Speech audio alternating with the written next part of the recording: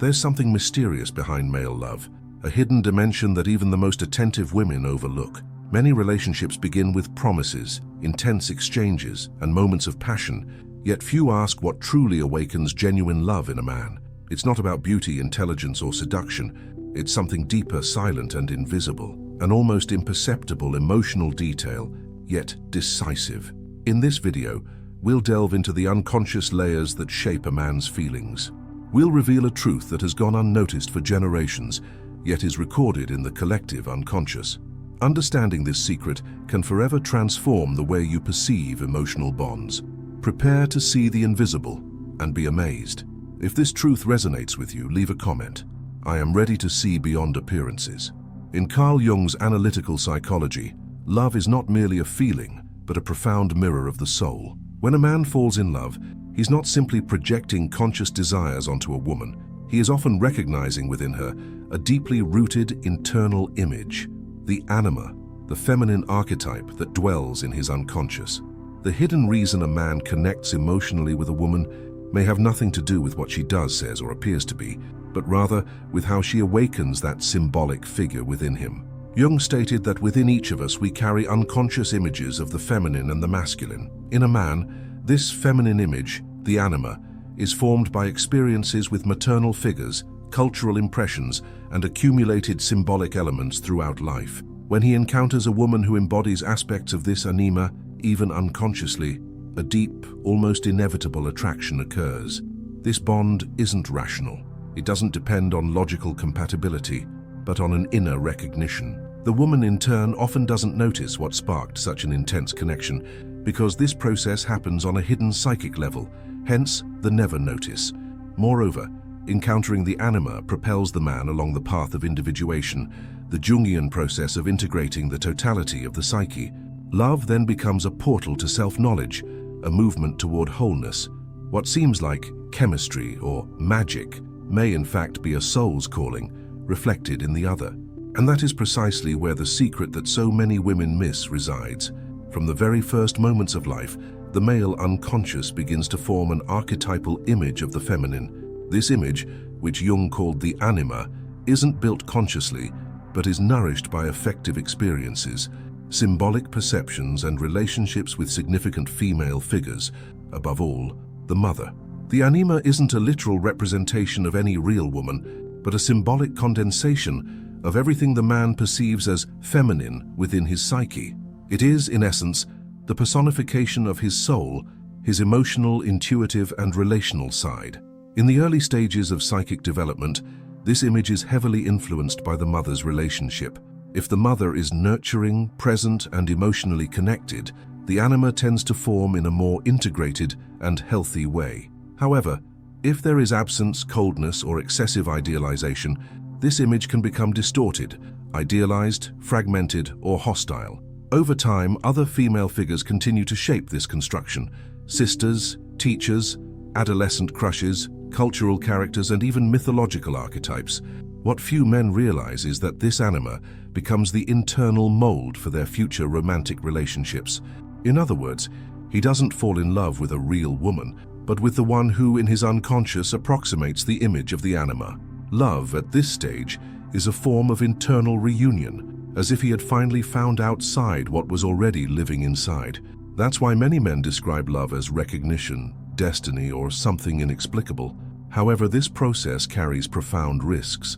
If the anima is poorly developed, a man may project unreal qualities onto women who don't correspond to his fantasy. He can fall desperately for an idealized image, expecting her to be the emotional savior for an internal void. When that woman inevitably fails to meet those expectations, he becomes frustrated, distances himself, or blames her for not being what he felt she was. This is the prison of projection. Thus, the anima not only influences how a man loves, but determines the hidden motive that makes him fall in love. He connects with what activates his soul, with the symbolic reflection of his own interiority.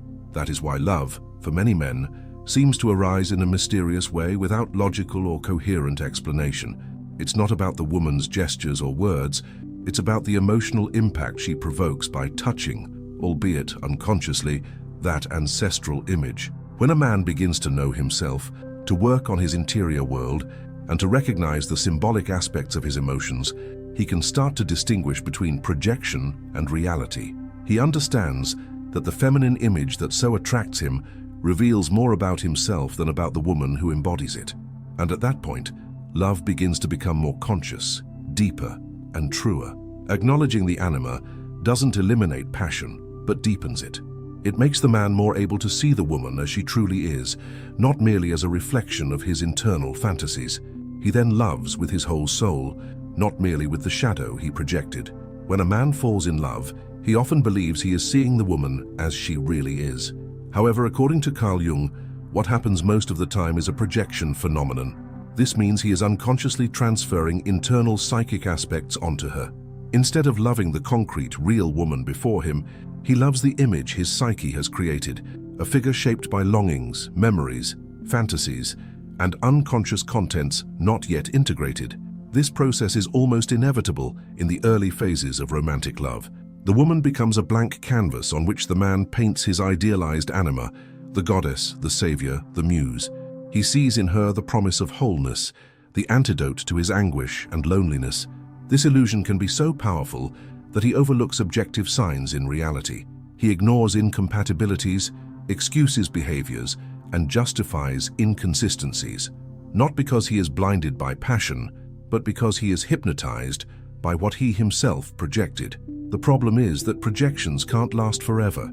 Over time, the idealized image begins to crack, and the woman's reality, with both her lights and shadows, emerges. It is at this point that many relationships enter crisis.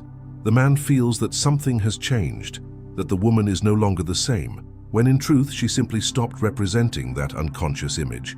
The illusion has shattered, and what remains is the difficult task of loving the real person, not the symbolic one. Many women, in turn, don't understand this movement. They ask themselves why a man who seems so passionate, present, and devoted suddenly becomes cold, distant, or even cruel. The answer lies in the collapse of projection. He didn't withdraw because of something she did, but because that which he projected onto her dissolved. The pain is twofold. He mourns the loss of an internal image. She suffers the emotional abandonment without an apparent cause. This dynamic reveals how deeply the male psyche can be driven by archetypal illusions. Jung asserted that projection is a necessary step in the process of individuation, but must be overcome. While a man projects, he is alienated from himself, seeking in another what he should integrate within his own soul. He loves to fill himself, not to relate. He loves to find himself, not to embrace the other as they are. Therefore, understanding the mechanism of projection is one of the most important acts of emotional maturity. When a man recognizes he is projecting, that intense attraction may not be about the real woman but an internal reflection, he gains the chance to remove the projection and begin to see the woman more clearly. This moment is decisive. Either he rejects reality and seeks a new muse to project his anima upon, repeating the cycle, or he chooses to stay and build a love grounded in truth, not fantasy. Projection then is a necessary illusion, but cannot be the foundation of a lasting relationship. True love begins when projection ends, when a man stops loving an image and starts loving the person, when he recognizes that she didn't come to complete him, but to accompany him. And it is at this point that the relationship becomes a mirror of mutual growth, rather than a stage for unrealistic expectations. While a man lives out his internal process of projecting the anima, many women remain unaware of what is actually happening. The intensity of male love may seem an unequivocal sign of connection, surrender, and truth, but, in reality, it is often a profound psychic mirroring, where what is being loved is not the real woman but the image he sees in her. And this process is almost invisible to the feminine eye because it manifests in gestures, words, and behaviors that seem sincere and often are within that man's internal logic. In this scenario, the woman feels valued, desired, and placed on a pedestal, and she may interpret this as genuine emotional investment. However, what is at play is a complex dynamic of the male unconscious. By not perceiving this psychic movement, the woman risks assuming a role that does not belong to her, that of savior, healer, or muse, and unconsciously, she may end up reinforcing the man's fantasy rather than helping him to see reality. This lack of perception is not her fault, but a consequence of ancestral ignorance about the male psyche. Culture has taught that a man's love is rational, pragmatic, and direct. Little is said about the archetypal emotions that traverse him, about how he is also guided by internal images, unconscious ideals, and emotional wounds that remain unnamed. By not recognizing this symbolic territory, a woman often enters a relationship believing she is loved for who she is, when in fact she is filling a place in that man's internal theater. This gap in perception also contributes to frustration. When the projection begins to crumble, and inevitably it does, the man may withdraw, become indifferent, or even hostile. The woman then wonders what she did wrong, why the man who put her at the center of his world now looks at her as if she were a burden. This abyss of misunderstanding deepens the suffering, because the breakup of idealization is not seen as part of an internal process, but as personal rejection. Jungian psychology offers the woman a profound invitation to observe with greater awareness the signs of the male unconscious, to understand that love for him can begin at a symbolic level, and that this intensity does not always signify emotional maturity. By noticing the hints of projection, excessive idealizations, premature declarations, unrealistic expectations, she can act with more centeredness, less reactivity, and even help the man begin to see himself more clearly. This does not mean taking on the role of her partner's therapist, but rather developing a more attentive gaze toward what lies beneath the surface. A woman who understands the workings of the anima and projection learns to protect herself from emotional traps, avoiding entanglement in dynamics that neglect her individuality. She starts to discern between the man who loves her as a reflection of his fantasy and the one who sees her with lucidity, accepting her imperfections and complexities. Furthermore, this awareness enables the woman to bring a new kind of presence to the relationship, more authentic, firmer, and more connected to reality. By refusing to be seduced by idealization, she also avoids the trap of control, of feeling compelled to maintain a role that isn't natural to her. She stops performing and begins to reveal herself, and paradoxically, this may be what awakens in the man the true love, that which springs from the soul, not from illusion. Perceiving what is hidden in another's psyche is an act of profound empathy, and when this perception becomes part of the bond, the relationship transcends the mask-wearing game and becomes a genuine path of transformation for both. A man's journey toward true love inevitably passes through integrating the anima. As long as this archetype remains unconscious, love is conditioned by illusions, idealizations, and recurring frustrations. But when a man decides to look within, confront his projections, and acknowledge that part of his attraction lies in himself rather than in the other, something profound changes. He ceases to seek outside what can only be found within. And this shift marks the beginning of a new paradigm in relationships.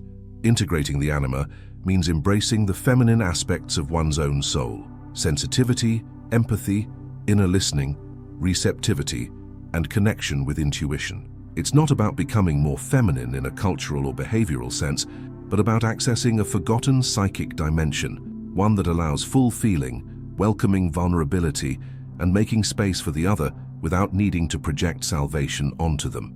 A man who integrates the anima understands that love is not about being completed by another, but about sharing a wholeness arduously achieved within himself. This process is neither immediate nor comfortable. It demands that a man confront old wounds, especially those tied to his mother, early feminine rejections and unrealistic expectations nurtured over a lifetime. He must courageously recognize that many of the women he fell for were, in truth, occupying the spots of unresolved fantasies. He has to accept that his idealized love was, in part, an escape, a way to avoid facing his own pain, his limits, and the complexity of his soul. But by doing this inner work, a man liberates himself. He begins to see women more clearly, free from projections. He acknowledges their faults without devaluing them, admires their virtues without idealizing them. He loves in a real, human, imperfect way, and for that very reason, more deeply. The relationship ceases to be a field of expectations and becomes a space of presence, a place where two whole beings walk together, not to complete each other, but to support one another in the individuation process. Integrating the anima also transforms sexuality, making it more sensitive, connected, and meaningful. Desire stops being mere impulse or conquest and becomes an expression of the soul. There is a refinement in how a man relates to a woman's body, her emotions, her fluctuations. He no longer seeks to control or rationally understand. He welcomes, and this creates an intimacy that transcends the physical, opening space for emotional and spiritual experiences previously inaccessible. In daily life, this integration shows in subtle but revealing attitudes. A man begins to listen more deeply, to communicate with greater openness, to hold silence without anxiety. He stops reacting impulsively and starts responding with awareness, not because he has become perfect, but because he is more connected to his wholeness. He has learned to respect his own soul and, consequently, the soul of another. This transformation also has powerful effects on the woman involved with such a man. No longer seen as projection, she feels freer to be herself. She stops trying to correspond to an image and starts inhabiting the relationship with greater authenticity. The bond deepens because there is no longer an unconscious demand for her to save, heal, or fill voids. She can simply love and be loved as a real woman, not as an archetype. Therefore, integrating the anima isn't just an individual gain for the man, it's a silent revolution in how we love, relate, and build true bonds. It's the end of illusion and the beginning of conscious love, and it is here that the soul meets another, not to escape itself, but to grow together. When observed through the lens of Jungian psychology, love reveals hidden dimensions that transcend the visible. Behind male passion lies a symbolic mirror, an unconscious movement that, when unrecognized, traps a man in cycles of idealization and frustration. The woman unaware may be swept into this psychic game, believing she is loved for who she is, when in fact she fills an internal image. By understanding the dynamics of the anima, projection, and individuation, a new path opens for both. The man begins to love with greater awareness, and the woman ceases to be a prisoner of unconscious expectations. Their encounter becomes more real, freer, and deeper. True transformation happens when love ceases to be an escape and becomes a mirror of the soul. When two beings recognize each other not by masks, but by essence. If this content touched something within you, subscribe to the channel and share this video with someone who also seeks more authentic relationships. And don't forget, click on the video appearing on your screen to deepen your journey of self-knowledge and transformation. The awakening of love begins in the invisible, and the invisible has now been revealed.